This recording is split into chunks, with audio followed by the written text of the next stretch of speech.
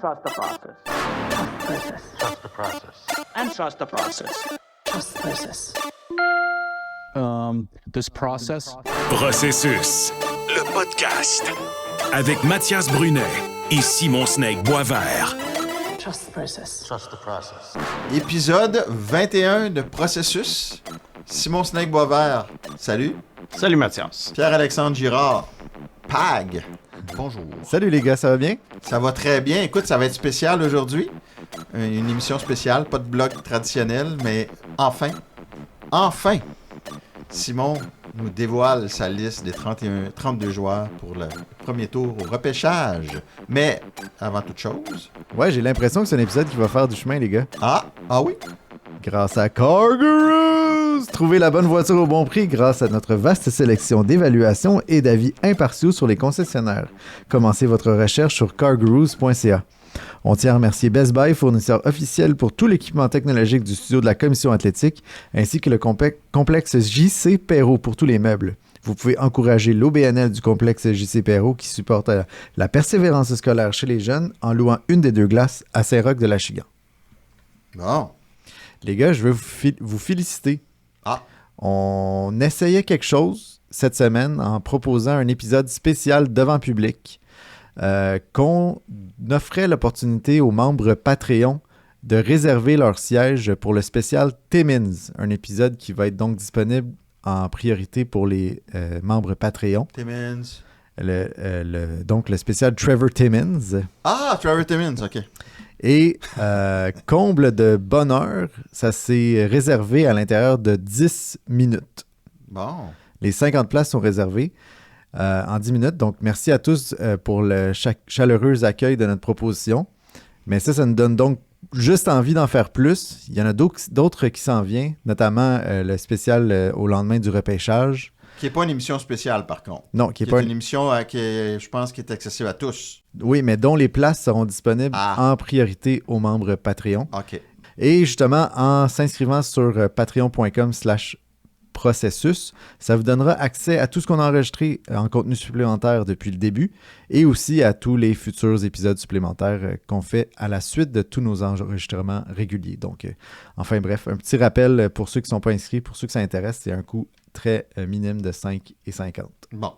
Ben, je spécifie aussi que le soir du repêchage, on n'est pas à Processus, mais avec Simon et moi, on fait le clavardage à la presse comme on fait à chaque année. Et le lendemain, ben c'est ça, tu fais bien de le préciser, ça c'est une émission spéciale, mais qui rentre dans notre cadre puis qui est accessible vraiment à tout le monde, là, comme d'habitude. Voilà. Parfait. Aujourd'hui aussi, c'est une émission spéciale, mais accessible à tout le monde, parce qu'on sort des cadres. Enfin, tu nous sors ta liste après tout le monde. Puis je me rappelle, écoute, ça fait des mois que tu dis, tu veux rien laisser transpirer. Non. Puis il y a une raison assez simple pour ça. Tu peux peut-être le répéter pour ceux qui ne sont pas là avec nous depuis le début. Il y a plusieurs choses. D'ailleurs, je veux parler un petit peu de ma méthodologie là, avant de commencer, pour que ça soit bien clair là, comment ma liste top 32 a été faite. Bon, la première raison, c'est que moi, maintenant, je sors une liste par année. Ouais. Avant, j'avais l'habitude de sortir des listes partielles, préliminaires, m'emballer sur des joueurs au mois de novembre. Et là, finalement, les gens malveillants qui voulaient se payer ma tête, ils sortaient toutes mes erreurs. Pas des captures d'écran? Ben oui, des captures d'écran sur Twitter, exactement. Alors, je me suis dit non, c'est fini, il n'y a plus de classement. C'est le seul et unique classement. Une autre chose aussi, avant, disons, je pouvais participer à quelques émissions de radio ou podcasts. Je sortais un classement au mois d'avril, j'en sortais un au mois de mai, j'en sortais un au mois de juin, et là, on me disait « Oui, mais t'as dit ça. Ouais. » OK, là, il y en a un. Bon. Il y en a un seul. Puis c'est là. C'est là. Bon, parfait. C'est pas un mock draft, c'est pas un repêchage simulé. Non. C'est la liste que j'amènerais à la table de repêchage si c'est moi qui étais responsable du repêchage pour une des 32 équipes de la Ligue. Bon. Là, si on compare la liste avec la réalité dans 10 ans, c'est sûr que ça va être très différent. Ouais. Ma liste, la liste de n'importe qui d'autre et également le véritable repêchage. Ben oui. Alors, c'est pour ça, moi, ça me fait toujours rire qu'il y a des gens qui se moquent des listes qui sortent en ce moment et qui disent « Ah, c'est la pire liste que j'ai jamais vue. » Oui, mais le repêchage dans 10 ans, Si aujourd'hui, si quelqu'un sortait de cette liste-là, Ben. les gens se rouleraient par terre. Si quelqu'un avait eu Kucherov deuxième à son année de repêchage, alors qu'il il est sorti au deuxième tour, C'est ça. on aurait dit que c'est ça. Ben oui, parce que, bon, alors c'est ça. Ensuite de ça, dans la façon dont je travaille, il n'y aura pas de comparaison qui va être faite. Ça, j'en fais plus.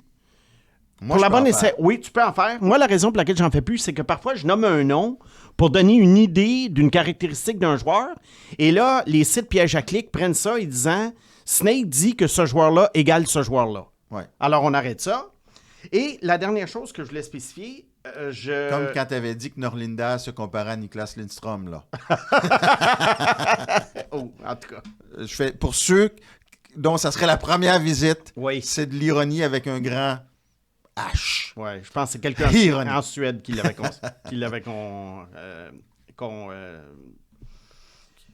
Qui avait sorti cette... oui, c'est cette, ça. euh, La cette- comparaison, qu'il Ouais. avait comparé. Et- Bon, dans la façon dont je procède, Ouais. moi, je préfère classer le talent avant tout.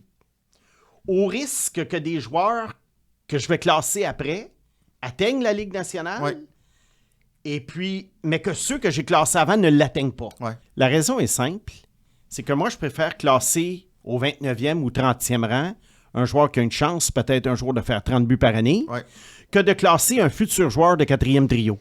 Pourquoi? Parce que pour moi, le repêchage, c'est le moment d'aller chercher du talent. Ouais. Je vais prendre un exemple proche de nous, mais il y en a des centaines d'autres. Ryan Poehling, 25e, ça valait pas la peine. Parce que Ryan Poehling est devenu disponible pour une bouchée de pain un jour. Alors oui, il joue dans la LNH. Oui, il a son utilité. Mais la première ronde, c'est fait pour aller chercher, c'est fait pour frapper des coups de circuit surtout. Ouais. Même le repêchage en général, c'est fait pour aller frapper des coups de circuit parce que le talent est tellement difficile à identifier, à aller chercher. Alors que des joueurs de 4e trio, des 5e, des 6e défenseurs, ça se trouve le 1er juillet et ça s'obtient souvent en échange contre des choix de 3e ou 4e ronde. Bon, là, si tu me permets de prévenir les gens, Oui, tu seras pas 32 à 32. c'est sûr. L'Avalanche du Colorado a repêché des Jost. Les Stars de Dallas, qui sont les meilleurs, ont repêché des Gourianov. Ouais. Tout le monde se trompe. C'est drôle que tu viens de nommer 2 joueurs que j'aimais d'ailleurs. Ouais. Ouais. Tu vois? OK.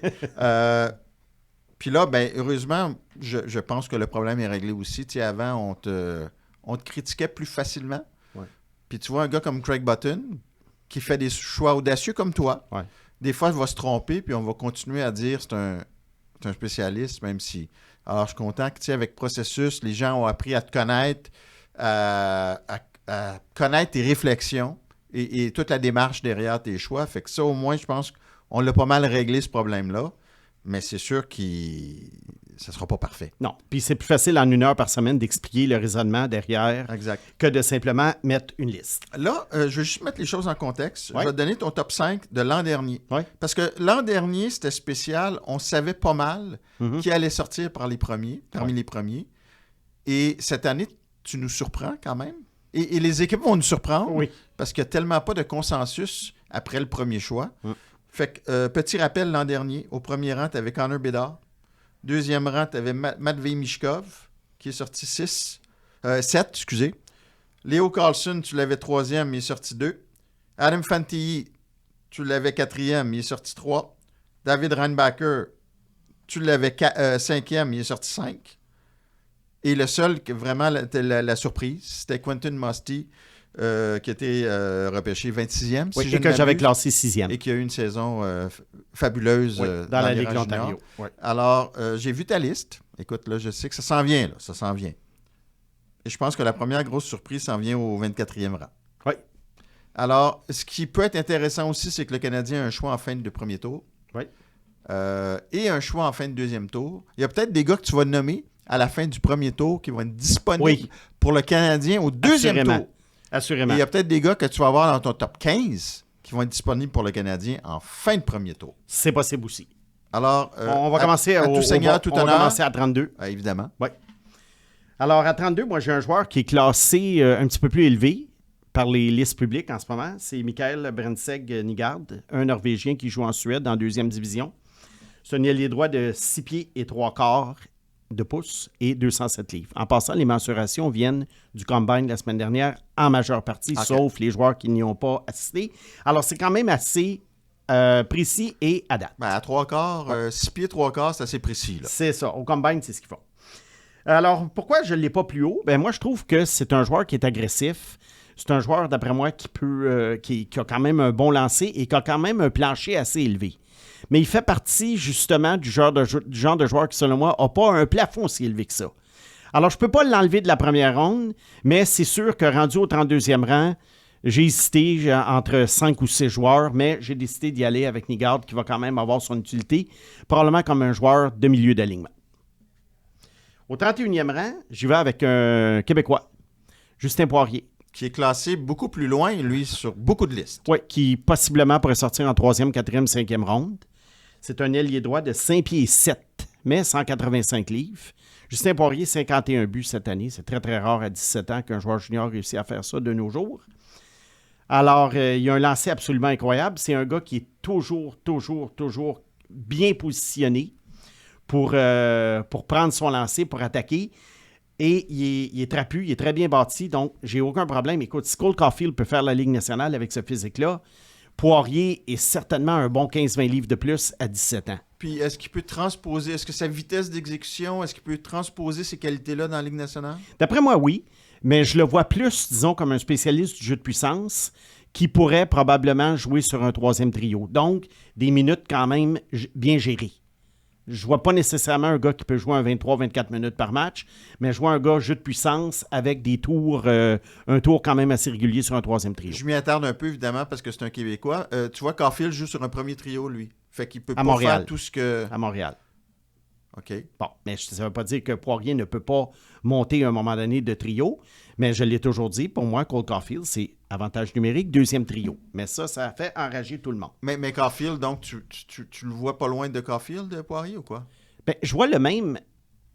Je te dirais pas que je vois le même genre de joueur. Je fais juste un parallèle avec le fait qu'un joueur de 5 pieds 7, qui est un marqueur né, comme Caulfield l'était dans le junior, il faut pas trop s'inquiéter avec le 5 pieds 7 si le gars est fort et il n'a pas peur. Okay.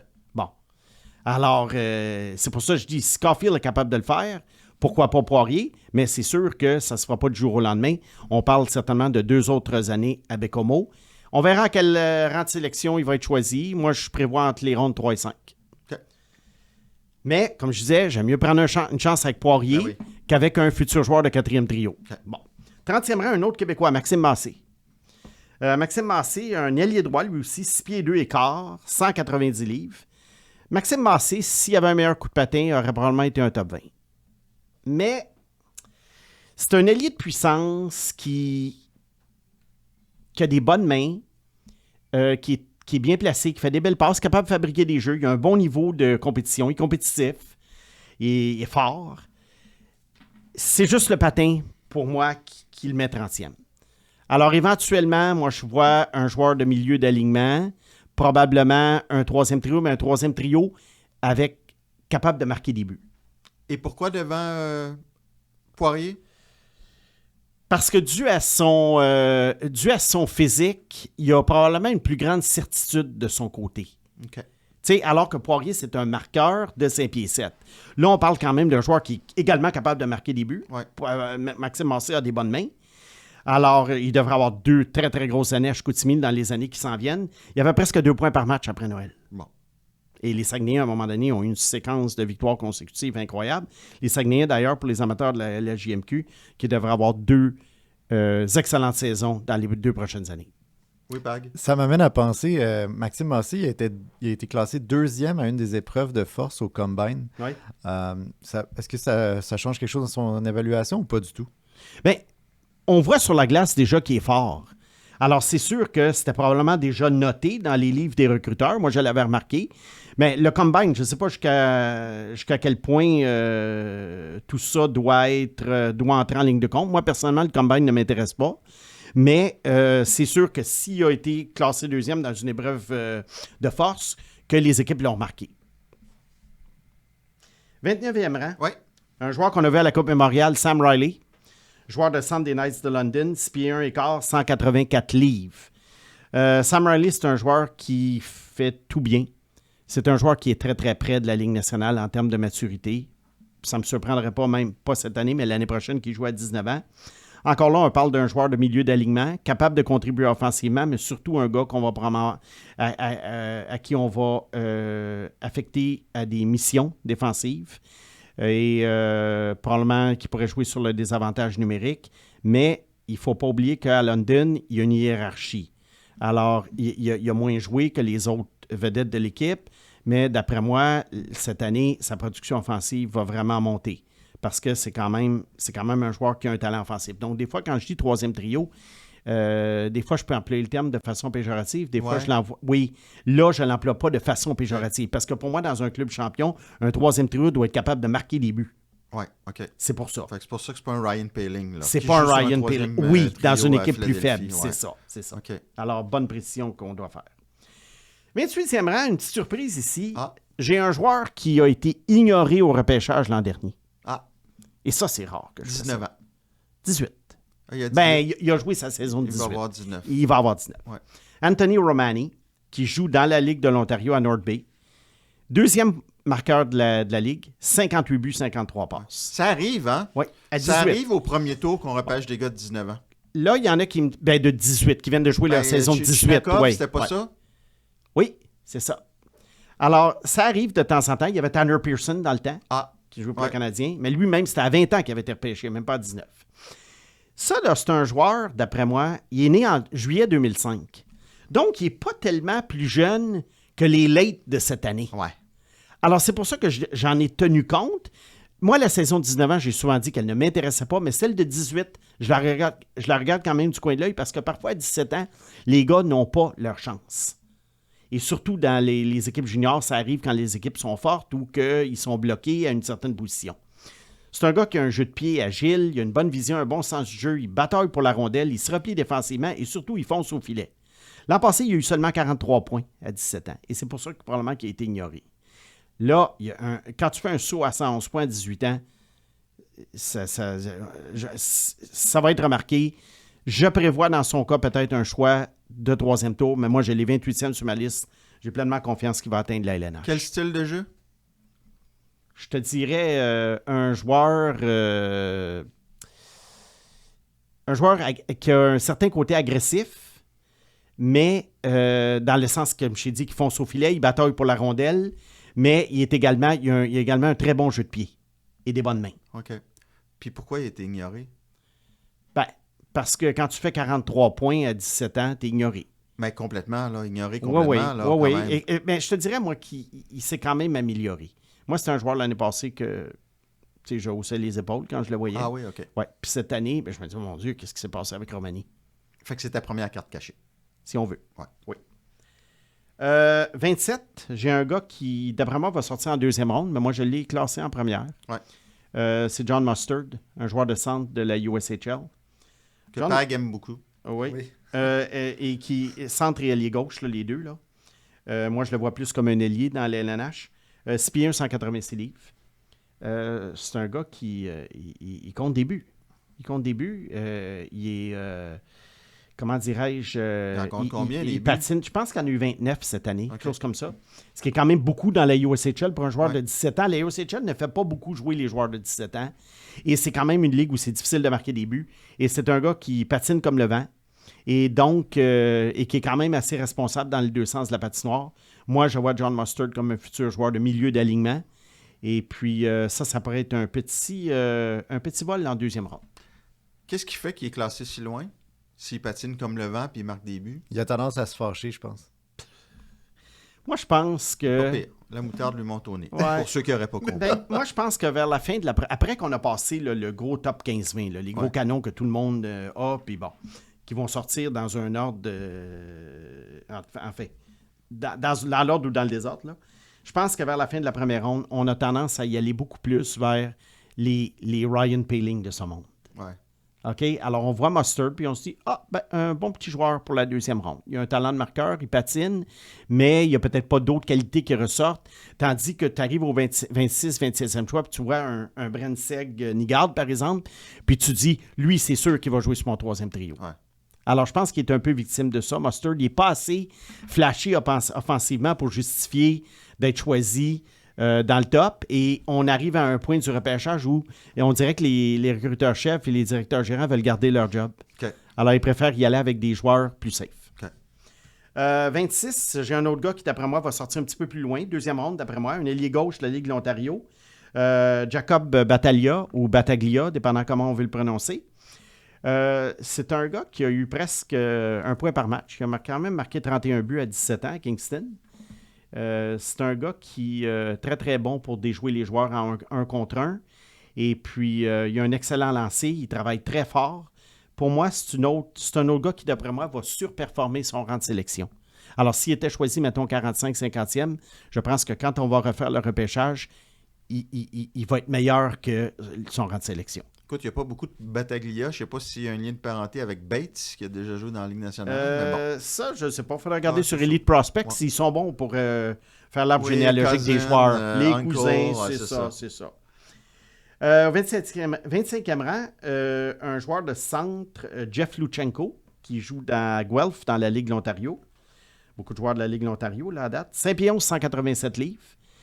Ça, c'est un gars qui... c'est surtout en deuxième moitié de saison qu'on a commencé à le remarquer.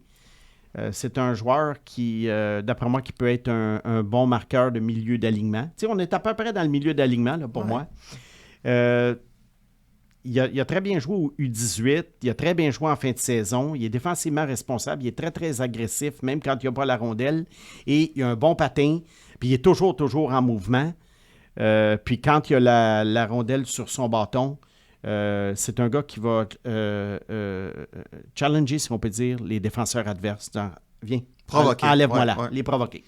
Je t'arrête. Alors moi, je l'aime bien. Je t'arrête. Oui. Parce que là, tu es rendu à 24. Oui. Et j'ai dit à Martin Lemay tantôt, la première surprise, la première dégringolade arrive au 24e rang avec un joueur qui est classé aussi haut que deuxième par certains. Oui.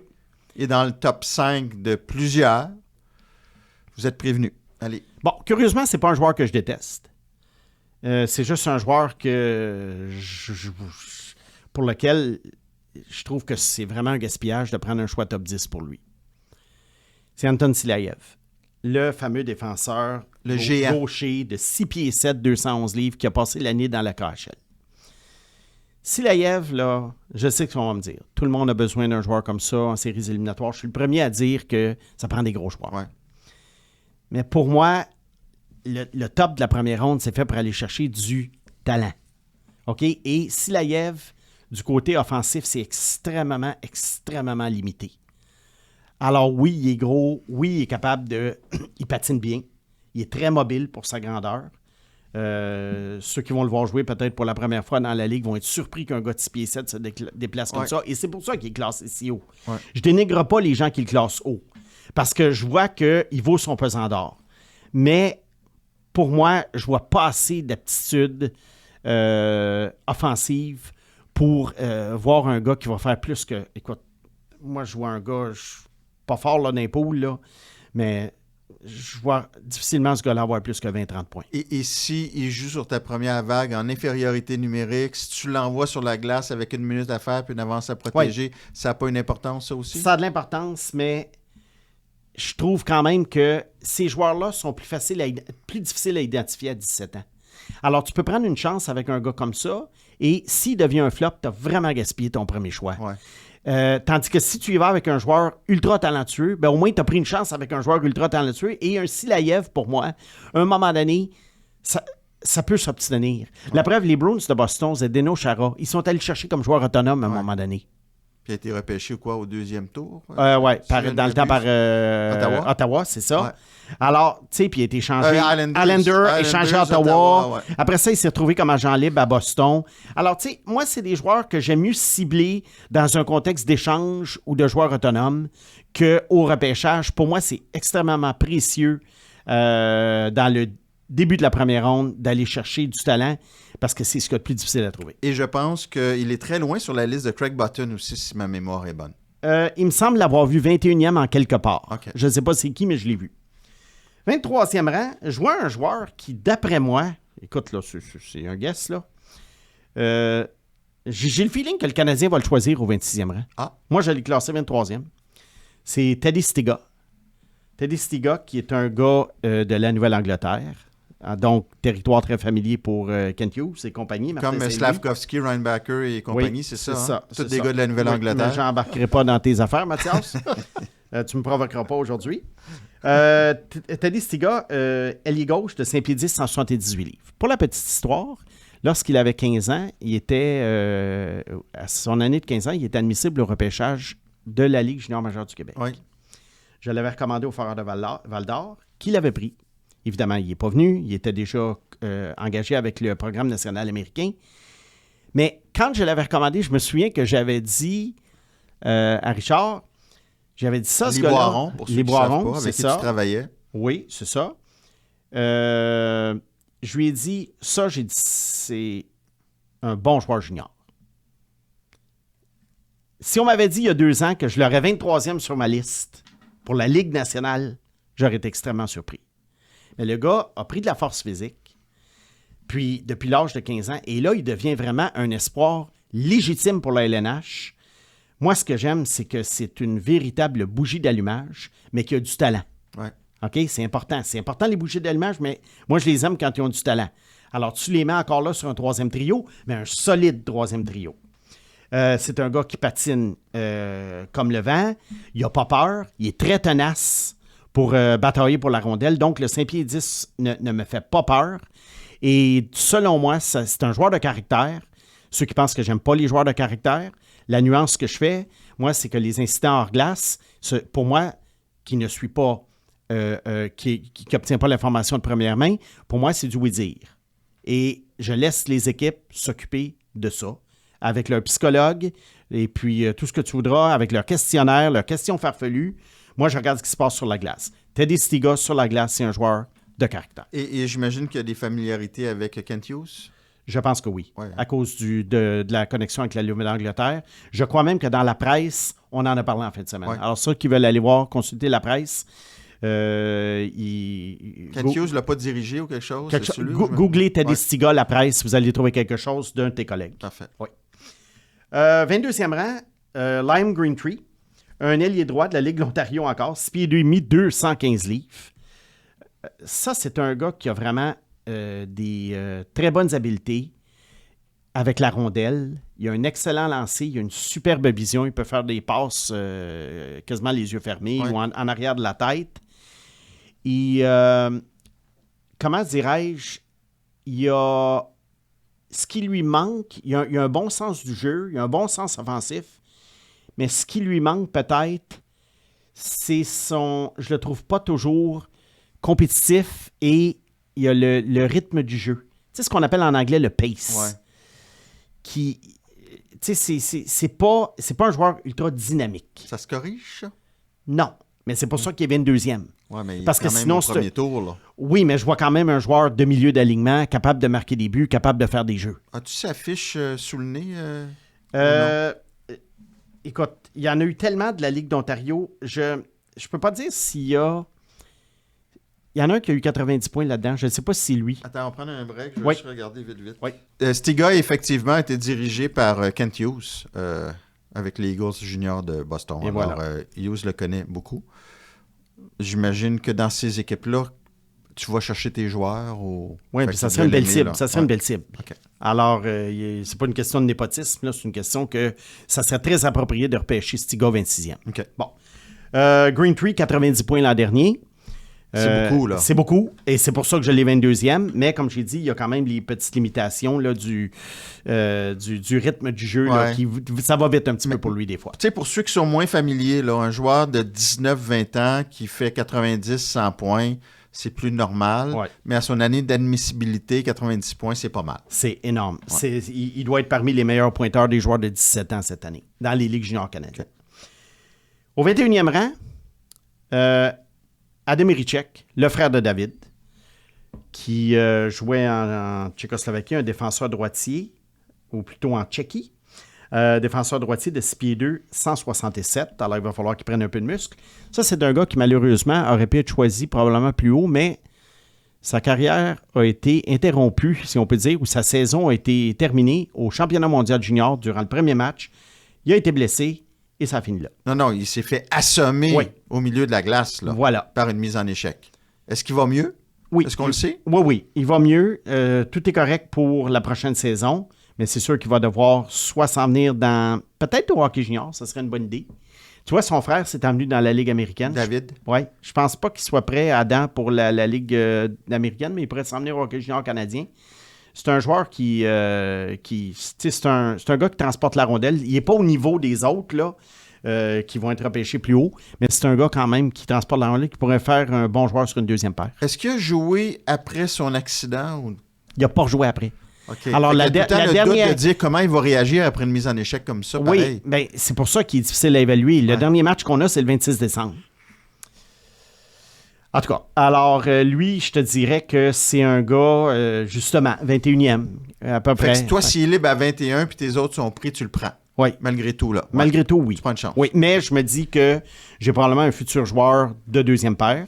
Mais là, 21e, deuxième paire de défense, tu sais, c'est normal. Ouais. Je reste un petit peu là, dans ma logique, là. Ben, un bon joueur, généralement, va se remettre d'une grosse mise en échec aussi, là. Normalement, oui. Je suis pas inquiet du tout. On va prendre, écoute, on n'a pas de bloc, mais on va prendre une première pause pour souffler un peu. Après, on va être rendu à 20 au retour de la pause. Le podcast Processus vous est présenté par CarGurus. C'est dur de savoir si vous achetez la bonne voiture au bon prix, mais pas quand vous achetez avec CarGurus. Nous vous donnons une vaste sélection de véhicules, des évaluations et des avis impartiaux sur les concessionnaires. Faites le bon choix et commencez votre recherche dès aujourd'hui sur cargurus.ca ou téléchargez notre application mobile.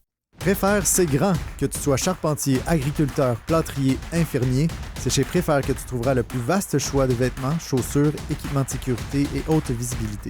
Situé à Belleuil, sortie 109, autoroute 20 ou préfère.ca. Préfère, habiller les travailleurs d'ici. Nous voilà de retour. Et là, on y va. On est dans le top 20 maintenant. Mais avant tout, on va laisser notre ami Pag s'exprimer. J'arrive de loin parce que j'étais en auto, J'étais-tu en auto? que j'avais magasiné préalablement sur CarGurus. Trouver la bonne voiture au bon prix grâce à notre vaste sélection d'évaluations et d'avis impartiaux sur les concessionnaires. Commencez votre recherche sur cargurus.ca. Bon, ben, content de savoir que tu as trouvé mon Pag. Merci. Numéro 20. Là, ça commence à être le fun. Là. Oui. Puis là, il y en a encore, je te le dis, sur ta liste qui vont être disponibles au rang du Canadien en fin de premier tour. Ah, là. oui, certainement. Là, je rentre probablement dans les joueurs un petit peu plus conventionnels, Ouais. qu'on retrouve sur les listes de tout le monde. Mais là, l'ordre de tout le monde Oui. est complètement pêle-mêle. Ah oui. Alors, au 20e rang, j'ai Sacha Boisvert. Ouais. Aucun lien de parenté avec moi. C'est un centre qui a joué aux États-Unis cette année. Il vient dans la USHL, il vient de Trois-Rivières, 6 pieds 2, 183 livres. Boisvert, c'est un joueur qui est très, très bon dans les deux sens de la patinoire, qui a un très bon physique. Il contribue à peu près à tous les aspects du jeu, mais c'est également un bon marqueur. Il a une vraie bonne touche de marqueur. Et puis, il anticipe bien le jeu. Je te dirais que je le verrais comme un joueur de milieu d'alignement. Peut-être un petit peu plus d'intensité de sa part. Ah oui? Ça serait bien. Mais à part ça, pas grand-chose à redire contre lui. C'est vraiment un joueur typique là, qui va être choisi à peu près à ce rang-là. Il semble quand même aussi affectionner la robustesse quand même. Et Oui. j'ai lu, je pense que c'est Guillaume Lefrançois qui a fait un article et le Canadien lui a demandé si tu te retrouves avec Arbor Xhekaj et celui-ci jette les gants, tu réagis comment? Puis il a dit j'y vais. Il n'est pas peureux. Et je suis pas un gars qui évidemment, qui est pour la bagarre. Non. Mais la robustesse, je pense, c'est un atout dans son jeu. Oui, c'en est un. Alors, pour moi, il va sortir à peu près autour de ce rang-là. Puis, s'il est encore là au 26, un autre très bon choix pour le CH. Parce que sur plusieurs listes, je pense qu'il est plus à la fin du premier tour. Tu Ouais. l'as un petit peu plus tôt que d'autres. Je l'ai peut-être un peu plus tôt. Peut-être à cause du nom. Non, pas du tout.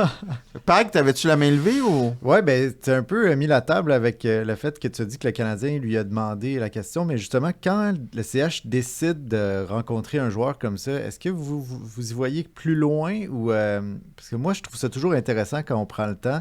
Là, vous allez me dire, l'année passée, avec Slavkovski, on n'est pas allé souper avec lui.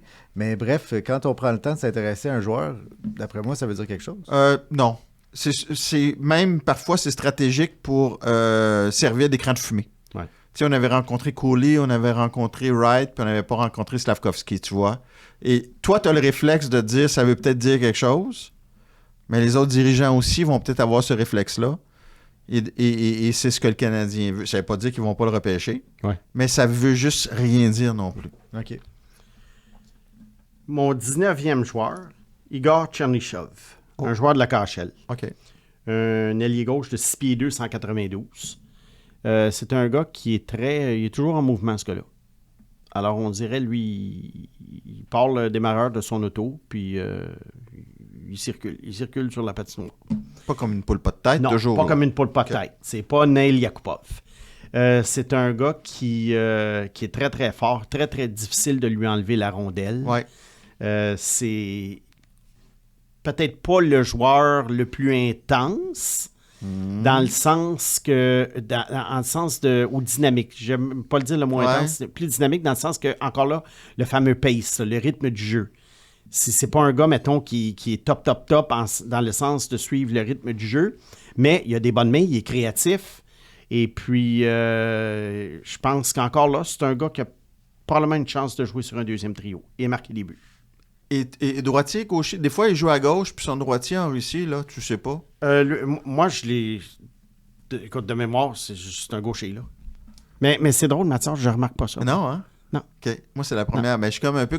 J'ai le syndrome de Gonzo, hein? Ouais. Je remarque pas tout le ça. temps droitier, gaucher. Ah, ouais. Puis d'ailleurs, même dans la vie de tous les jours, la gauche et la droite, croyez ou pas, quand on me dit tourne à gauche, je suis obligé d'y penser. Ah oui? Oui. Bon. Oui. Même rendu à mon âge. C'est pour ça que t'es dur à suivre. Oui.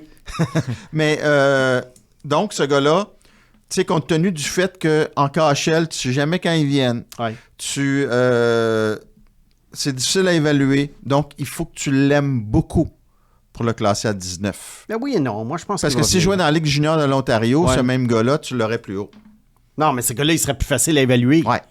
Mais, ou peut-être je l'aurais plus bas. Je ne sais pas. Mais moi, Chernyshov, ça, là, ce mythe-là, les joueurs russes de première ronde, ils viennent. Bon. La preuve, Miroshnichenko, il est venu. Ouais. Le gars qui était choisi à peu près à ce rang-là. Ils viennent tous à Washington. Ben, c'est ça. Ben, peut-être Washington va le prendre. Bon. Ou Columbus, qui en ont beaucoup. Là, oui, avec Voronkov et puis... Shinakov. Puis... Timmins. Pardon? Puis Timmins. Oui, Trevor Timmins, oui. Attends, chaque chose dans son temps, là. Ça, c'est mardi. 18e rang, Michael Hage, joueur de centre de la USHL. Ça me dit de quoi, ça? Oui, 6 pieds 3 quarts, 188 livres. C'est un gars qui fonce au filet, c'est un gars qui est un bon patineur. Et puis, surtout en deuxième moitié de saison, il a été très, très, très, très bon. Et moi, j'aime ça, les joueurs qui progressent en deuxième moitié de saison, plutôt que les gars qui régressent. Encore là, il y a des moments où peut-être il pourrait être plus compétitif. Il a quand même 75 points cette année à 17 ans dans la USHL, ce qui est énorme. Ouais. 4e marqueur de la Ligue à 17 ans. Encore là, on parle d'un joueur peut-être milieu d'alignement, capable de marquer des buts. Écoute, on est rendu à 17, là. Oui, ben 18. 18? Là, oui, ben milieu d'alignement, c'est bien. C'est normal, ouais? c'est À normal, 18? Mathias. Ben oui, c'est normal. Pas plus un coup de circuit que ça qu'un joueur de milieu d'alignement. Ben, comment dirais-je? Ça tombe vite, hein? Oui, ça tombe vite, mais c'est que c'est quand même des gars qui ont un potentiel peut-être pour faire mieux. Ouais. Moi j'y vais quasiment avec le plancher, là. OK. J'y vais avec le plancher. Mais c'est là que tu vois quand même, puis je me permets là, de renchérir, que tu te dis, un repêchage, là, la source, ça se tarit quand même assez vite. Très rapidement. Très rapidement. C'est pour ça que si tu fais une charte, proportionnellement, la différence, mettons, entre le premier choix puis le 18e choix est beaucoup plus grande qu'entre le 18 puis le 36e. Ouais. C'est normal. OK. Au 17e rang, j'ai Andrew Basha. Lui, j'allais un petit peu plus haut, je crois, que le rang où il va sortir. Ailier gauche de 5 pieds 11 et quart, 187 livres. Il joue à Medicine Hat sur le même trio que Caden Lindstrom.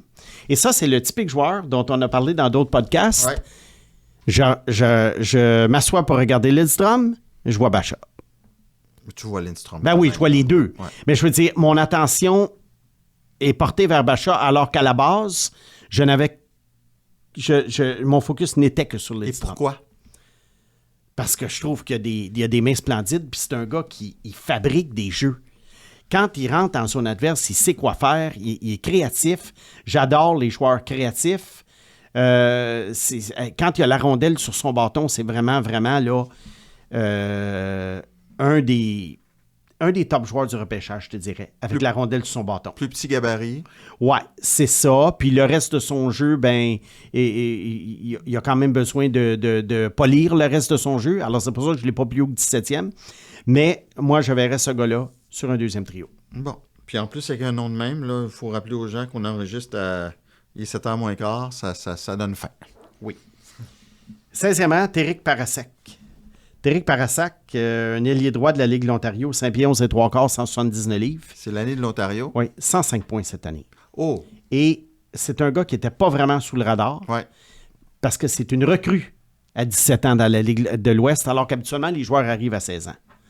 Alors, il avait joué quelques matchs seulement l'année passée, alors il n'était pas vraiment sous le radar parce qu'il jouait dans une Ligue U18. Et là, finalement, il y a seulement Berkeley Catton dans la Ligue de l'Ouest qui a eu plus de points que lui à 17 ans. Moi, je trouve que c'est un gars qui a des très bonnes mains, il est capable de déjouer des joueurs en 1 contre 1 et de créer beaucoup d'espace autour de lui. Et bon, c'est sûr qu'il n'y a pas un super gros physique et il n'y a pas un coup de patin à tout casser. C'est pour ça qu'il n'est pas top 5, top 10. Ça te fait pas peur, toi, ou au contraire, tu t'en fous, Ben, d'avoir un gars qui progresse d'un coup en 1 an? Non, j'ai pas de trouble avec ça. Non, écoute, pour Je moi... vais juste poser la Oui, question. pour moi, là, c'est hein. pas un feu de paille. OK. Mais je l'ai 16e, je l'ai pas top 5 non plus. Oui, mais Parce qu'il y a quand 16e, même ses là, limitations. Mais 16e, là, Tu moi... veux pas que l'équipe moi, là, rate son coup à je 16. suis là. dans le deuxième trio, là, au 16e rang. Là. Ouais. C'est important, un 16e, là, Ben oui. pareil. Là. Ben oui. 15e rang, Konsta Helenius. Qui est, lui, je pense que Craig Button l'aime beaucoup. Il est dans son top 3 Je ou pense. 4. Et il y en a qui l'ont top 10. Ouais.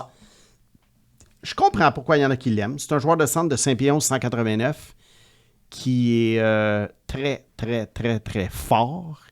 Et on l'a vu cette année quand même en Liga, dans la Ligue professionnelle. Il a quand même eu 36 points. Et pour un joueur de 17 ans, en Liga, 36 points, c'est énorme. Ouais. Et j'imagine que Pag ferait le même constat. Hein, Pag?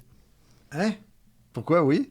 Ben oui. Constat Helenius. Bon, continue, Simon. Oh mon Dieu, Mathieu. C'est moi, j'ai la maladie. En J'ai attendant- attrapé sa maladie. En attendant, on te donne un constat d'infraction. Merci. Bon, ben, vous Excusez-moi. m'appellerez quand j'aurai fini vos Ok, c'est niaiseries. fini. Bon, OK. C'est un joueur qui est très, très agressif défensivement, donc bon dans les deux sens de la patinoire. Et il passe bien la rondelle dans le sens qu'il trouve les joueurs qui sont ouverts autour de lui.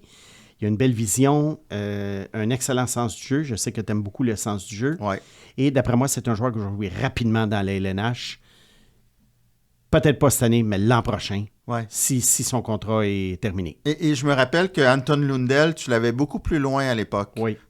Tu crains pas que ça soit un peu comme un Lundell qui prouve son efficacité en série? Ben, cette année? j'avais Lundell 21e, je pense, si ma mémoire est bonne. Là, ben, j'ai monté Constat 15e. Constat, est-ce que c'est mon genre de joueur?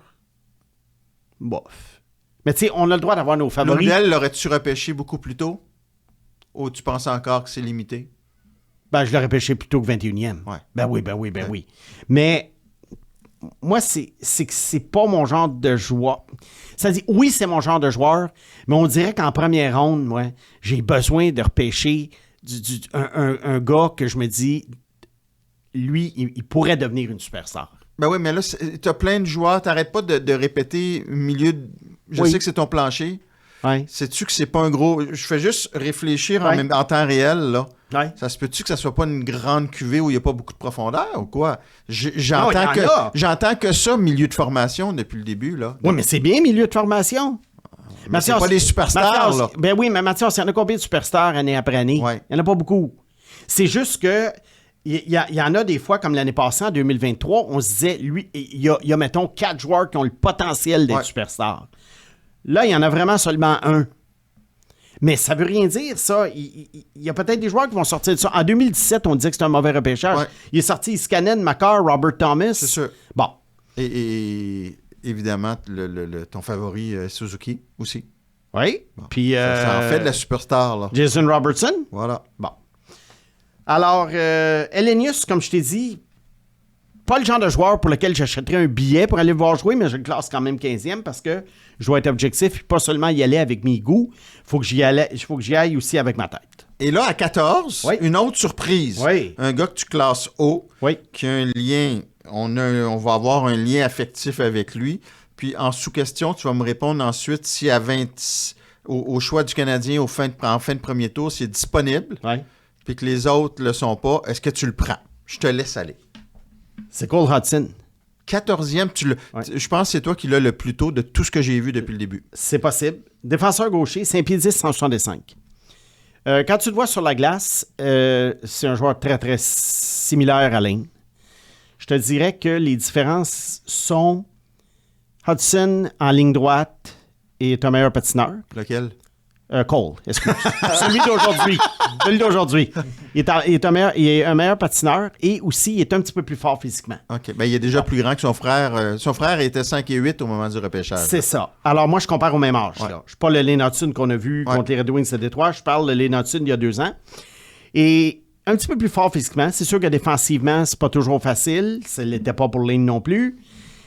Et puis, c'est un gars également qui, d'après moi, pourrait diriger une première unité de jeu de puissance dans la Ligue nationale et jouer peut-être le 4e, être un défenseur numéro 4 dans le sens du nombre de minutes jouées. OK, quand même. Tu comprends ce que je veux dire? Oui. 4e nombre de minutes jouées dans son équipe et incluant les minutes de jeu de puissance. Tu n'avais pas Lane là en 2022, là. Non.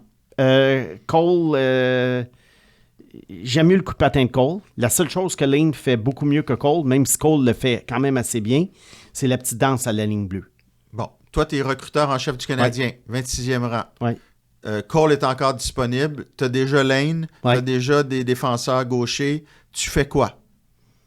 Ben, ça dépend encore qui est là. Mais disons que... Mais si c'est devant, là. Si c'est le plus haut sur ma liste, Ouais. moi, je le prends. Pourquoi pas? Tu sais, qu'est-ce qui empêche une équipe d'avoir, je sais, là, tu peux pas avoir trop de petits défenseurs, mais qu'est-ce qui empêche une équipe d'avoir 2 joueurs qui transportent la rondelle? Ah, je suis parfaitement d'accord, puis tu peux en échanger un après. Là. Oui, à un moment donné, quand tu démêles ça, à un moment donné, il y en a un des deux qui peut partir. Si c'est le meilleur joueur sur ta liste, même si c'est le frère de l'autre et puis que c'est quasiment une copie carbone, pourquoi pas? OK. Alors, je ne pense pas que le Canadien le fasse, mais pour moi, je ne peux pas négliger ce joueur-là. Fait que donc, à 26, tu as Sacha Boisvert et tu as Cole Hudson. Tu prends Cole Hudson. Puisqu'il est en avant de lui sur ta liste. Oui, c'est logique. OK. Oui. Ensuite, au 13e rang, j'ai un gars que j'avais presque numéro 1 l'an dernier, au mois de septembre. Je l'avais nez à nez avec Macklin Celebrini. Et je pense qu'il y en a beaucoup qui l'avaient pas loin du numéro 1. Cole Iserman. Ouais. Ailier gauche du programme américain, 5 pieds 11 et 3 quarts, 197 livres. C'est le marqueur le plus prolifique de l'histoire du hockey junior américain. C'est important d'avoir des joueurs comme ça. Ça me tue de le classer 13e. Normalement, j'aurais aimé ça le mettre dans le top 5 parce que j'adore les marqueurs. Cole Iserman, j'adorerais le voir jouer. Sauf que c'est un gars qui, en dehors de marquer, il a l'air d'avoir un total désintérêt pour le reste de la game. Alors là, moi, je me suis posé une question. Il y a 2 marqueurs dans le passé que j'ai bien aimés. Puis tu sais, il faut revenir sur nos anciennes listes, nos anciens repêchages. C'est facile louanger quelqu'un sur une liste le jour même ou rire de quelqu'un. Mais ça serait le fun des fois que on revisite les anciennes listes, puis peut-être le gars dont tu riais, il n'était pas si pire que ça, puis le gars que tu louangeais, peut-être qu'aujourd'hui, tu rirais de lui. Alors moi, je reviens sur mes listes, puis je reviens sur mes erreurs. Il y a un marqueur, moi, que j'adorais du programme américain, il y a en 2018, Oliver Wahlstrom. Oui. Oliver Wahlstrom, c'est pas un succès à New York, là. Est-ce qu'il était loin d'Iserman ou ça se rapprochait? Il était peut-être une coche en dessous d'Iserman, mais c'était quand même un gars que j'adorais, je l'avais classé 4e. Oui. Il y en a un autre que j'aimais beaucoup, qui était un marqueur, gros physique, Kiefer Bellows, le fils de Brian. Mais encore là, c'était un autre joueur qui était désintéressé par le reste de la game. Kiefer Bellows, il n'a pas joué beaucoup de matchs dans la LNH. Et si tu ne l'avais pas eu nez à nez en début d'année avec Celebrini, l'aurais-tu mis si haut? Probablement que oui, parce que 13e, tu sais, c'est ça. C'est non, que mais normalement. Est-ce que c'est le gars qui risque de dégringoler? Moi, je pense qu'il. Je serais pas surpris qu'il se rende peut-être à 11-12. Pas plus loin. Pas plus loin. Parce que il faut quand même respecter le fait que c'est le marqueur le plus prolifique de l'histoire du programme américain. Ouais. Il a battu tous les records de Cole Caulfield. Est-ce que Caulfield était désintéressé quand il marquait pas? Non. Bon. Non. Tu vois quand même la différence, c'est Oui. important. Oui. Ben, j'avais Caulfield 10e aussi. Ouais. Bon. Alors, c'est ça. OK. Puis si Caulfield avait fait 5 pieds 10, 5 pieds 11, je l'aurais probablement eu 4 ou 5. Bon. Mais tu sais, je suis obligé, ça me traverse l'esprit, là, c'est obligé, puis peut-être qu'il fait un amalgame que je devrais pas faire, mais on dirait que c'est la chose qu'on reprochait le plus à Michkov, d'être désintéressé du reste du jeu. Puis Ouais. lui, tu l'as évalué de façon très Ouais. Favorable. C'est une bonne question. Ouais. Michkov, il attend un peu trop les passes. Il n'est pas toujours impliqué. Mais Michkov a beaucoup de qualités dans son jeu qu'Yzerman n'a pas. Michkov, c'est un gars qui est capable de fabriquer des jeux. C'est un excellent passeur. Et puis, c'est un gars qui est extrêmement créatif et qui surtout en zone adverse, bataille pour la rondelle. C'est un gars, il n'est pas si désintéressé que ça. C'est juste que dans sa zone, il a hâte que la rondelle sorte pour s'en aller en échapper ou en 2 contre 1. Bataille pour la rondelle, là, c'est un bien grand mot, là, mais Non, mais il s'implique quand même en zone adverse. Bon. il ne gagne pas beaucoup. Puis il fonce au filet. Ouais. Yzerman, c'est vraiment, vraiment unidimensionnel. Il attend il attend le one-timer. Bon. Bon. Comme un Mike Hoffman.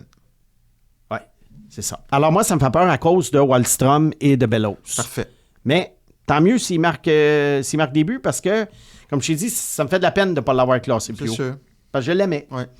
Au 12e rang, j'ai T. Higgin là. OK, tu l'as loin quand même. Ouais, je ne sais pas à quel rang il va sortir, ce gars-là. Il pourrait sortir 7 comme il pourrait sortir 12. Et J'ai il pas pourrait vraiment sortir d'idée. 4 aussi. Il y en a qui disent que c'est le... J'ai lu aujourd'hui quelqu'un, un recruteur, je ne sais pas si c'est The Athletic ou quoi, qui disait que c'est le meilleur après, je trouve ça exagéré un peu, là, après notre fameux Celebrini. Mais bon, Je pense que son nom de famille influence beaucoup de ouais, gens. sûrement. C'est un gars qui a joué dans la Ligue de l'Ouest cette année, a marqué 47 buts. C'est beaucoup. Un ailier gauche de 6 pieds 191. J'en ai parlé dans un podcast dernièrement. C'est un gars qui va porter la rondelle dans le filet. Il fonce au filet. Il y a un lancer du tonnerre. Il y a certaines caractéristiques de son père. Je ne pense pas qu'il soit aussi bon que son père, cependant. Il est très agile. Il n'a pas peur. Il a peur de rien. Il peut peut-être jouer au centre. Ça peut influencer sa Ouais. valeur s'il peut jouer au centre. Moi, Écoute, je le son vois père plus a comme déjà un marqué ailier. 50 buts aussi, là, Ouais, tu sais. je le vois comme un ailier. La Ouais. barre est haute. Moi, je pense pas qu'il soit aussi bon que son père. Je pense que mais son nom de famille a beaucoup aidé. Alors moi, je l'ai 12e. Je vois un joueur top 6, évidemment. Mais là, la question est de savoir est-ce qu'il va avoir des minutes top 3 ou des minutes de deuxième trio. Je ne sais pas encore. Qu'est-ce qui fait qu'il n'est pas top 5? Ben, T'as-tu trouve- hésité? non, j'ai jamais... À le mettre top 5? Ouais. Non, jamais. Je trouve qu'il n'y a quand même pas les qualités ou au moins une ou deux qualités élites qui méritent d'être top 5. Quand tu es top 5, il faut vraiment, vraiment un attaquant. Il faut vraiment qu'il y ait des qualités élites qui vont te faire « wow ». Parce que 47 buts dans les rangs juniors, il faut quand même que tu aies Ouais, une qualité. je fais là. quand même attention à la Ligue de l'Ouest. Ouais. Je suis très, très prudent avec les joueurs de Ok. la Ligue de l'Ouest, avec les statistiques dans cette ligue-là. Je t'arrête là. Ouais. Il va nous rester la portion la plus intéressante, le top 11. Ouais. On reprend notre souffle, puis on y va. Le podcast Processus vous est présenté par Cargarus. C'est dur de savoir si vous achetez la bonne voiture au bon prix, mais pas quand vous achetez avec Cargarus. Nous vous donnons une vaste sélection de véhicules, des évaluations et des avis impartiaux sur les concessionnaires. Faites le bon choix et commencez votre recherche dès aujourd'hui sur cargarus.ca ou téléchargez notre application mobile. Préfère, c'est grand. Que tu sois charpentier, agriculteur, plâtrier, infirmier, c'est chez Préfère que tu trouveras le plus vaste choix de vêtements, chaussures, équipements de sécurité et haute visibilité. Situé à Belleuil, sortie 109, autoroute 20 ou préfère.ca. Préfère, habiller les travailleurs d'ici. Simon, top 11. Là, je pense que tu as beaucoup de joueurs là, qui font quand même consensus. Oui. Mais à partir de là, l'ordre, là, à part Celebrini, là, ça va dans tous les sens. Oui. Alors, vas-y avec ton numéro 11. Ben, j'ai un joueur qui est classé beaucoup plus haut par la majorité des observateurs, pas tous. Artem Lepchunov, le défenseur droitier de Michigan State, 6 pieds 1 et 3 quarts, 205 livres, Quand même un consensus dans le top Oui. 5, lui. qui a joué à 18 ans dans la NCAA. un Biélorusse qui est arrivé aux États-Unis il y a 2 ans et puis qui n'a pas pu jouer au hockey junior canadien alors que c'est ce qu'il voulait faire à cause des restrictions qui ont été imposées. Il y en a qui disent que c'est le défenseur le plus complet du repêchage. Ouais. Oui, je suis d'accord avec ça, mais c'est pas un défenseur complet, selon moi, qui est nécessairement élite. Alors oui, il fait tout bien. Il a un bon patin. Il est capable de donner des bonnes mises en échec. Il est capable de transporter la rondelle. Il a un bon lancer à la pointe. Il peut s'occuper d'un jeu de puissance, mener un jeu de puissance. Mais tout ce que je vois de lui, c'est... Ah, il est bon.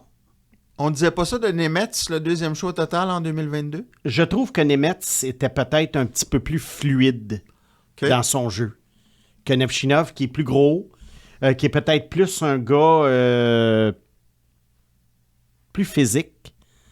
Alors, qu'est-ce que je vois chez lui? Je vois peut-être un défenseur numéro 2 ou numéro 3 dans un club champion. Numéro 2, je dirais. Parce que là, tu Numéro sais 2. que Ouais. à Chicago, Ouais. tous les articles disent que les Blackhawks hésiteraient entre lui et Demidov au 2e rang. Ouais. Fait que tu l'as quand même plus loin. Puis c'est correct. Ouais. Ça t'appartient. Encore là, moi, j'essaie le coup de circuit. Mais Levchunov, c'est sûr que si Chicago le prend et ils le mettent avec Korchinski, ça pourrait faire une très belle paire. Ouais. Donc, tu sais, je dois dire là, 11, 10, 9, 8, 7. Ouais.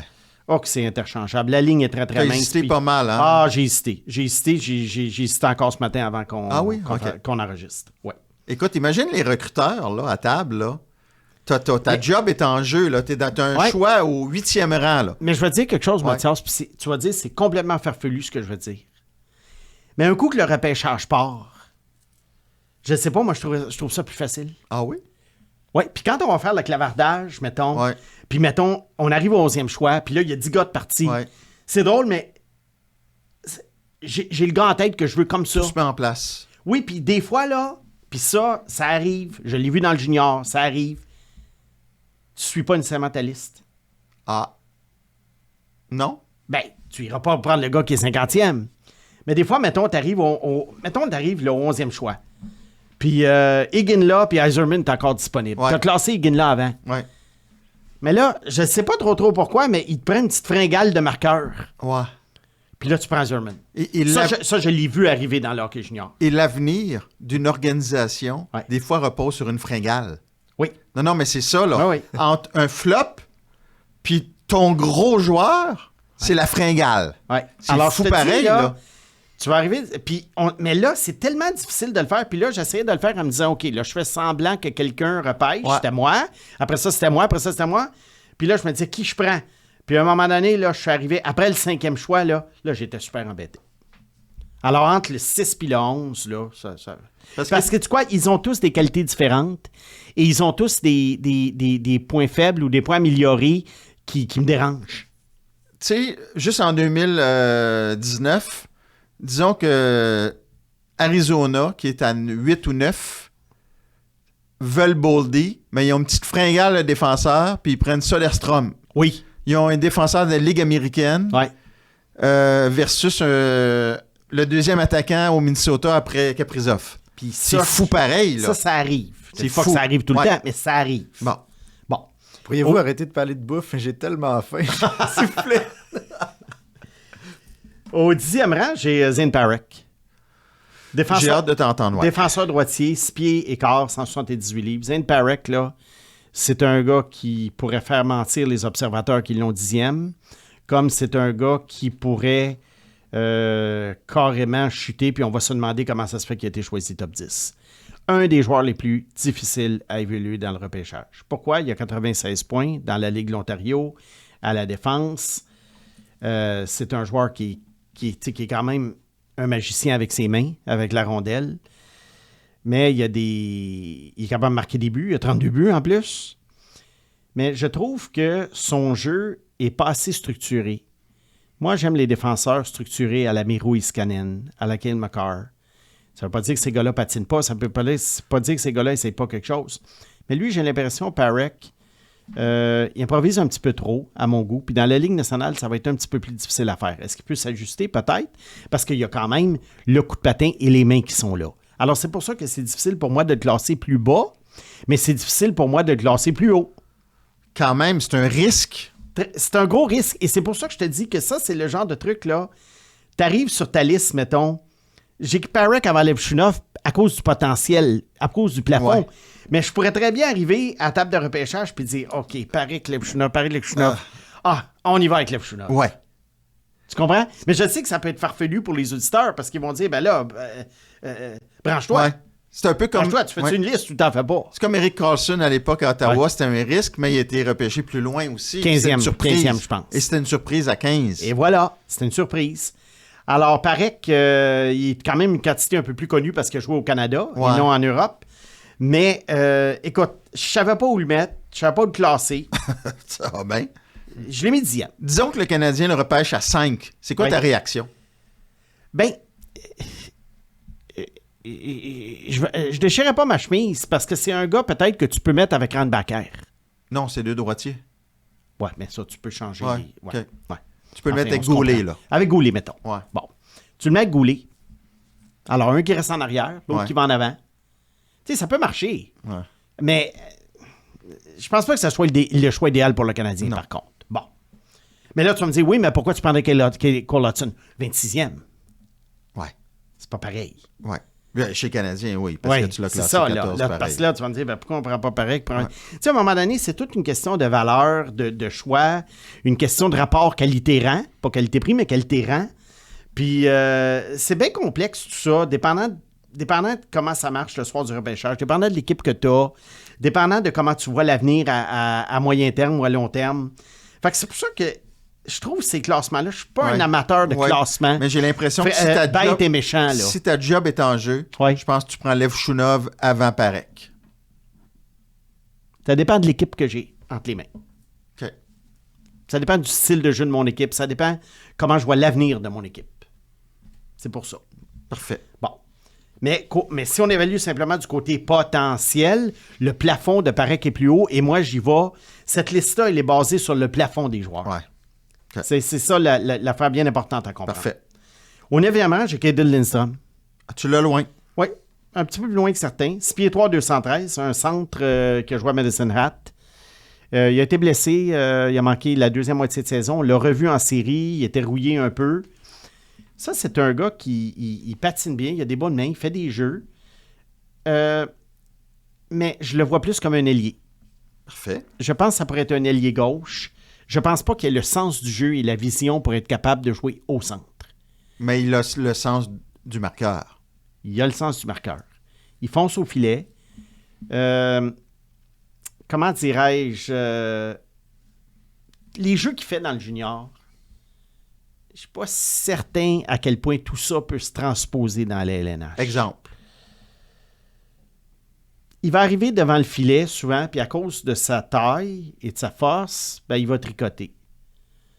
Dans la Ligue nationale, même si tu as 6 pieds 3, 213, il y en a un autre 6 pieds 3, 213 qui va te ramasser. Mais ça s'apprend. Mais ça s'apprend. Ah, je l'ai 9e, je ne l'ai pas 38e. J'ai un feeling, moi, qui pourrait aboutir à Montréal. Oui, et tu sais quoi? Tu fais un trio Lidstrom, Dak, Slavkovski, tu as un trio de possession de rondelles incroyable. Ouais. Alors, vois-tu, quand je te disais, ça dépend de l'équipe que tu veux bâtir.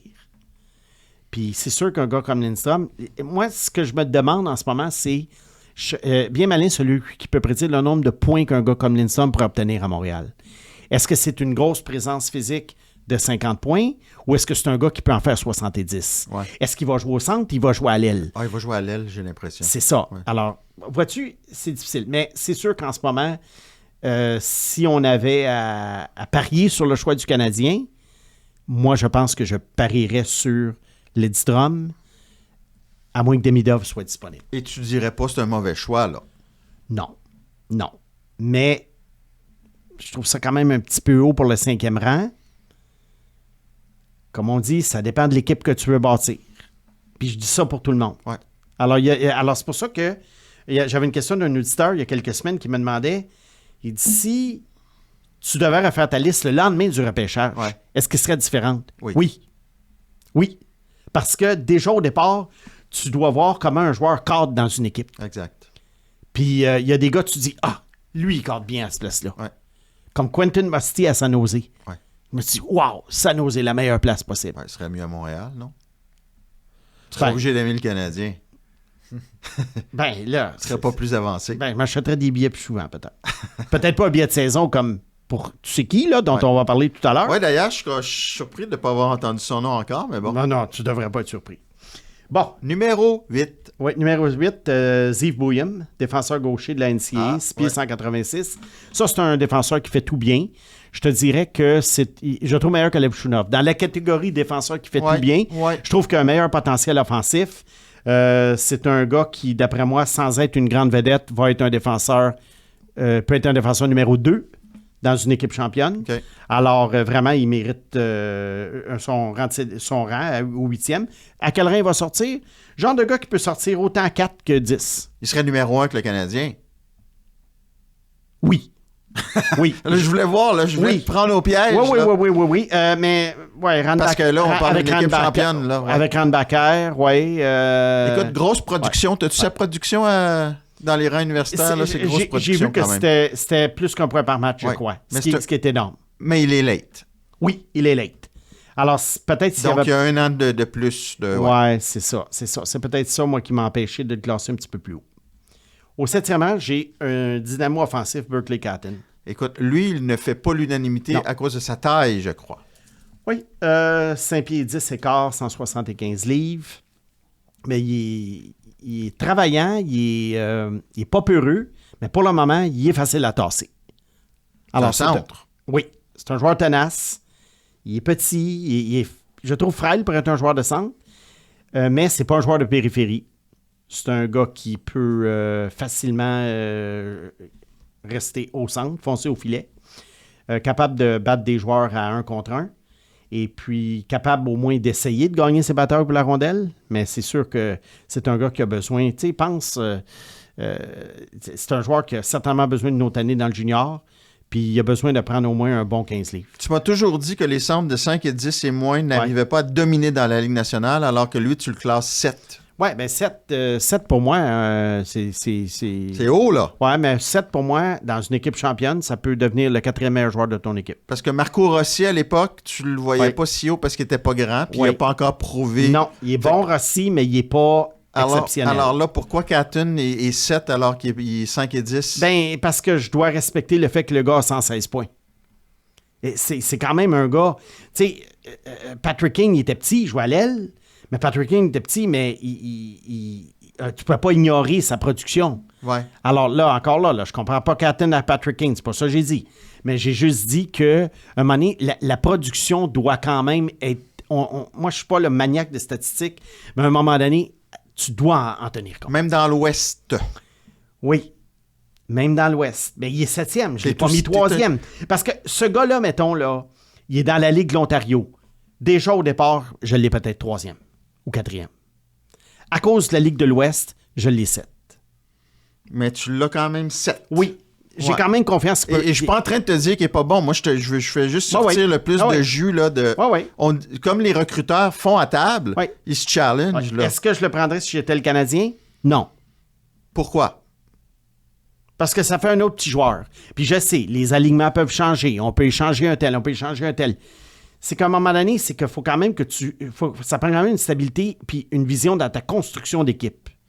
Puis si tu as décidé à un moment donné que tu avais un certain élément et puis que tu veux ajouter un autre élément, exemple du 16, comme on dit en anglais, de la robustesse, Un gabarit, ouais. du gabarit, ben Berkeley Catton, ça rentre pas dans ton plan. Mais dis-moi donc, quelle équipe qui repêche dans le top 10 pourrait se permettre de repêcher un Catton? Tu sais, toutes les équipes veulent se grossir. Oui, mais il y a des équipes qui ont peut-être déjà un gros joueur de centre, puis qui se disent, bon, on va en ajouter un petit pour notre deuxième trio qui peut faire des points. Ou on va le mettre. Est-ce qu'il peut jouer à l'aile? Ou il est moins à l'aise? Éventuellement, il pourrait jouer à l'aile. Parce qu'il me C'est semble pas que impossible. Clayton Keller était Oui. centre à son année Ouais, d'admissibilité. bon, ben, vois-tu, mettons Keller, c'est Ouais. ça. Ça pourrait devenir un joueur à l'aile. Clayton Keller, qui avait été choisi 7e, Ouais. et qui a une production très, très bonne là, dans Ouais. la ligne nationale, sans être nécessairement un joueur étoile. OK. Ça avance. On est rendu à... Écoute, on s'approche du Canadien. On est à 6. Ouais, un autre joueur que j'ai eu de la difficulté à classer. Carter Yakemchuk, un défenseur droitier de l'Ouest qui joue à Calgary. 6 pieds 3, 202 livres. Tu me surprends. Ouais. Tu me surprends. Pourquoi? Parce que c'est un late qui est né le 29 septembre. Qui vient de l'Ouest, qui est Ouais. loin sur certaines listes, qui n'est pas, Ouais. pas ton genre, me semble. J'aime ses mains. J'ai beaucoup de séquences cette année où il arrivait en zone adverse et puis il contournait les défenseurs adverses avec une facilité déconcertante. Il y a également un très, très gros lancer. Je le vois sur une première unité de jeu de puissance. Et puis, il prend de la place sur la glace. Tu sais, quand tu remarques Yakemchuk, de la même façon que tu remarques un gars comme Kirby Dach ou Slavkovski. Ou Logan Mailloux. Oui, Logan Mailloux, on le remarque. OK. Oui. Alors, mais Yakemchuk, d'après moi, qui est un espoir vraiment supérieur à Logan Mailloux, point de vue offensif, moi, je le trouve très dynamique. Oui, j'ai eu de la misère à le classer. J'aurais pu... Tu sais, je regardais Parek, Lev Shunov, Byam, c'est un late, Yakemchuk. Mais les lates, là, je suis tout le temps en train de prendre ça comme excuse pour descendre des gars. Puis à peu près 90% du temps, je regrette après ça de ne pas les avoir gardés plus haut. Puis à 6, si les deux sont libres, t'es sûr que tu vas pas avoir une fringale pour Levchunov, là? Non, pas du tout. J'aime mieux Yakemchuk. Ah oui? Ah oui. Mais Byam, je sais pas, tu sais. Mais écoute, je vais vivre avec ça, là, je l'ai 6e. Le Canadien a plus de gaucher que de droitier quand même. Fait que Pour moi, lui, c'est une option. C'est une option. C'est un gros joueur. C'est une option. Mais je pense pas qu'il le choisisse, mais c'est une option pour moi. OK. 5e rang. 5e. Là, c'est devenu plus facile. Là. Ah oui? Oui. Là, Ouais, mon top 5, lui, il est plus facile. Alors, au 5e rang, défenseur gaucher. Là, on va arriver bientôt. Excuse-moi de t'interrompre, là. Il y en a un que tu n'as pas nommé encore. J'imagine que ça s'en vient. Quelques minutes encore. 5e rang, Sam Dickinson, défenseur gaucher qu'on a vu à la Coupe Mémoriale, 6 pieds 2, 3 quarts, 203 livres. Dickinson, c'est un joueur qui a un excellent coup de patin, qui est très, très dynamique.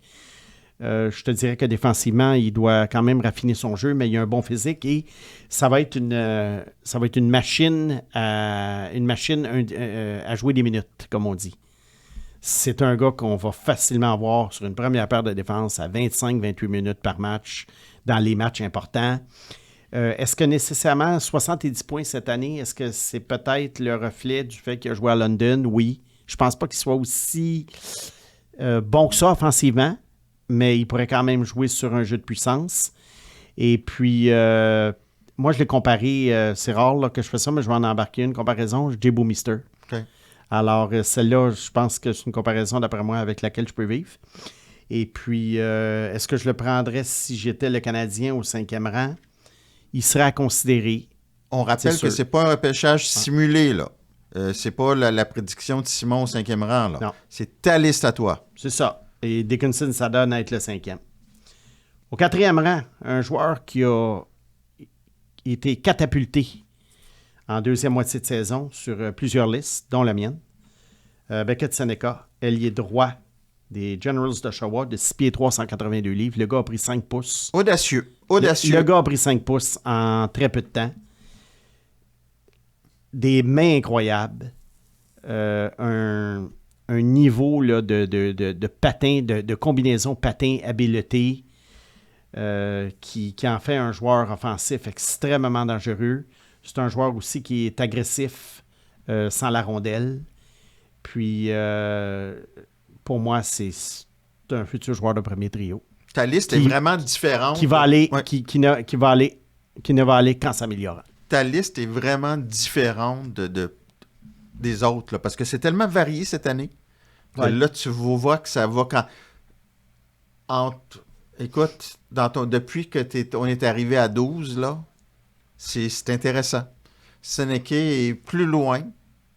Il y a plusieurs spécialistes qui n'osent pas prendre ce risque-là de le mettre dans leur top 5. Oui. Est-ce que le Canadien pourrait le choisir 5e? Moi, je pense que c'est pas hors de question. 6 pieds 3, habile. Lui, il cadrerait très, très bien avec le Canadien. Puis, il pourrait faire en sorte peut-être que j'achète des billets pour quelques matchs de plus. Ah oui? Oui. Seneca, tu l'aimes à ce point-là. Oui. Oui, je l'aime à ce point-là. Troisième rang, un joueur, encore là, Bon. difficile à projeter. Là. Je suis tout le temps en train de radoter aujourd'hui, mais oui, ils sont difficiles à projeter. Enfin, on y arrive. Ivan Demidov, Oh! Aïe, aïe, aïe. À 3. à 3. Puis là, il y en a un qu'on n'a toujours pas nommé. Ouais. Demidov. Ouais, ailier droit qui joue dans la Ligue junior russe, la MHL, Saint-Pion, 181 livres. Un véritable dynamo offensif avec des mains incroyables. Un coup de patin un peu bizarre, mais ça, c'est pas vraiment une préoccupation. Ah non? Et il est encore en... Non, parce qu'il se rend du point A au point B et il est capable de faire ce qu'il a à faire malgré le fait qu'il a l'air un peu bizarre quand il patine.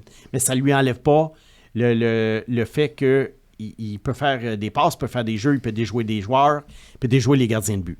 Alors, je ne suis pas inquiet de ce côté-là. Et il lui reste supposément 1 an de contrat seulement. Je te donne le choix. Demain, tu pars une équipe. Mishkov ou Demidov?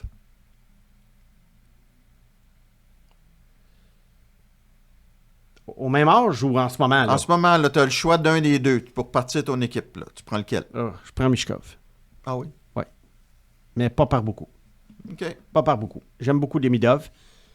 Peut-être un gars qui pourrait glisser au 5e rang. Lui, vois-tu, oui, c'est pas un gros joueur, mais il est tellement habile, tu peux pas passer à côté d'un gars comme ça. Alors même si tu as déjà... Et c'est un ailier. Alors, tu sais, déjà, tu peux trouver une autre façon de te grossir. Tu sais, à un moment donné, le talent, tu peux pas... Il faut que tu doses ton affaire. Tu veux te grossir, mais tu veux énormément de talent. Alors, je crois que dans le cas de Demidov, même si tu veux te grossir, tu peux pas passer à côté de lui. Et le fameux anglicisme, là. Oui. Les drapeaux rouges, est-ce qu'il y en a? J'en vois pas. On n'a pas entendu parler de rien. Il semblerait qu'il s'en vient en Amérique. Non, mais sur la glace, là. Sur Tu sais, la il y en a glace. qui disent qu'il n'est pas assez gros pour le coup de patin qu'il a. Ouais, mais il est tellement habile. Je pense que ça va compenser pour le fait que c'est pas nécessairement une fusée. Bon. Là, si tu me permets, Oui. parce que là, il en reste 2. Il en reste 2. Puis rendu là où on est, je veux juste être sûr, je vais garder un petit suspense pour voir est-ce qu'on a toujours le même au premier rang. Est-ce que l'amour va vaincre tout et bouleverser tout? Ou sinon, on garde quand même une certaine logique. Oui. Numéro 2. Trevor Conley. Hey! Ça fait longtemps que j'en parle. Ah oui? Oui. Ah ben tu me surprends. Non, mais lui, je l'avais annoncé au mois de janvier que ça serait mon numéro 2. Alors, un ailier gauche de la USHL, 6 pieds et 3 quarts, 160 livres. Trevor Conley, c'est un patineur exceptionnel, qui a des mains exceptionnelles et qui est capable de faire des jeux à pleine vitesse. Il n'y a pas beaucoup de joueurs qui sont capables de faire ça dans l'histoire du hockey. Et lui, c'est un de ceux-là. Dans l'histoire du hockey, Oui, des jeux à pleine vitesse. toi, t'es vraiment... Il n'y a là, pas grand t'es, joueurs ouais. qui sont capables de faire ça. Dans la Ligue nationale, en ce moment, il n'y en a pas tant que ça. Il n'y en a pas beaucoup. C'est un gars, je ne comprends pas. Puis là, je sais qu'il y a des trucs hors glace, là, mais même avant que tout ça sorte, c'est un gars qui n'a jamais été si haut que ça dans les listes. Beaucoup de gens l'avaient entre 15 et 20.